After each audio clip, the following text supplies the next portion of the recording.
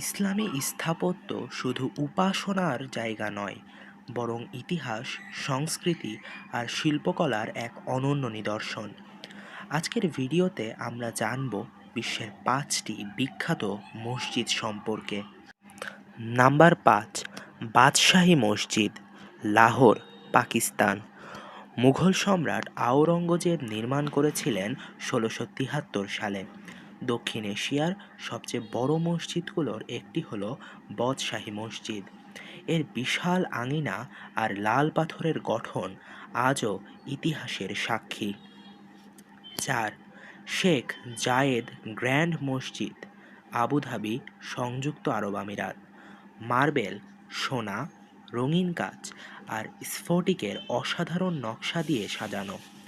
এতে একসাথে ৪০,০০০ মুসল্লি নামাজ আদায় করতে পারেন।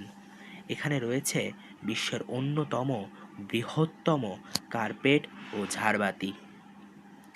নাম্বার ৩, সুলতান আহমেদ মসজিদ অথবা ব্লু মসজিদ, ইস্তাম্বুল, তুরস্ক। ১৭শ শতকে নির্মিত অসাধারণ অটোমান স্থাপত্য এটি।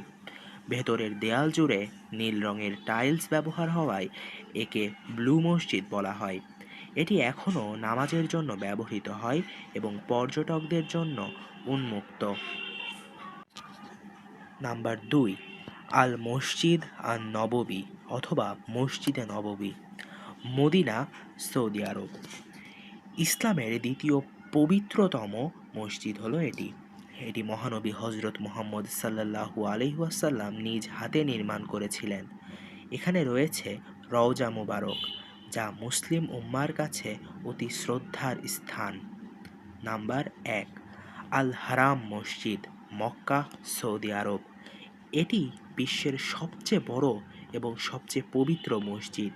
এখানে অবস্থিত কাবা শরীফ, যা মুসলমানদের কিবলা।